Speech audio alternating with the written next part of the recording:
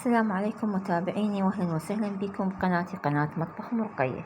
وجيت لكم فيديو جديد او طبخة جديدة من طبخاتي، وهي مرقة البامية، واشوفكم طريقتي بمرق البامية. هنا عندي نص كيلو من البامية وطماطة ولحم نظفته وغسلته وخليته على النار ينسلق. أول مرة أخلي عليه الماي وأخلي على نار عالية، بعدين من يفور أنصيه وأخليه يستوي على كيفه، وما أخلي الماي يقرض، يعني أخلي بيه نسبة من الماي حتى أمرق بيها. بالنسبة للبامية، أول شي غسلتها وخليت ماي وملح، وراح أنا أقصها بهاي الطريقة، أشيل هاي الفوق وأخليها تنقع فد ربع ساعة حتى يصير بيها طعم الملح ويصير طعمها طيب. وهنا بين ما تستوي تنقع البامية ويستوي اللحم، راح أسوي الطماطة بالخلاط، أسوي عصير طماطة. وقلت فد مرة أخلي وياه الثوم، أحسن ما أدقه على صفحة، أخليه ينخلط ويا الطماطة، يعني ضربت عصفورين بحجر واحد. وهسه راح أخليه بالخلاط وراح أخليه ينخلط ويصير عصير. طبعا تعذروني على ذيك الأيام اللي كنت ما أنزل بيها فيديوهات، لأن بدأ الدوام وعندي دوام وما ألحق. طبعا هذا الفيديو صار له أسبوع وما منتجته، هسه اليوم يلا منتجته. بعد ما استوى اللحم وشلته، هسه راح أخلي بجدر الزيت.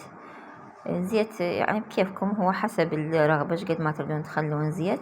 وهسه راح أخلي اللحم على مود أحمسه، وراح أخلي ويا اللحم البامية، يعني ما أخلي ينحمس حمس زايد، أخلي ويا البامية وينحمس اللحم ويا البامية، بس على نار هادئة حتى البامية تستوي.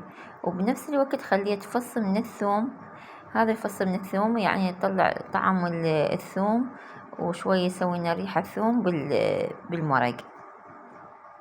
أنا هاي طريقتي، بعد انتم طريقتكم شلون كتبوا لي اياها بالتعليقات. بس والله بنات طلعت المرقة كلش طيبة. هسه من بعد ما انحمست البامية واللحم، راح اخلي خاشوقتين من معجون الطماطة، وهم راح احمس. هاي طبعا الطماطة، معجون الطماطة احمسه على نار هادئة احسن ما يحترق، اخاف عليه يحترق، يعني ينحمس على راحته بدون ما خليت البامية تنمرق. يعني شوفوا هسه البامية وحدة بوحدتها. ومن بعد ما انحمس المعجون خليت عصير الطماطة، وهم راح اخليه ينحمس، اغطيه. بس هاي هنا على نار عالية، طبعا على نار عالية. من خليت عصير الطماطة خليته على نار عالية.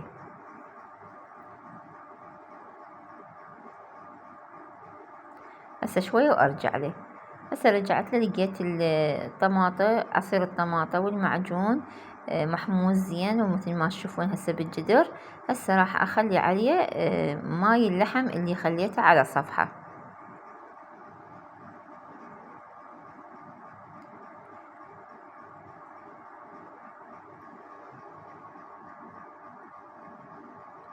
واذا اشوفه بعده محتاج ماي اكمل عليه ماي. ارحب بالمتابعين الجدد، طبعا دخلوا المتابعين جدد ارحب بيهم واشكرهم على متابعتهم الي.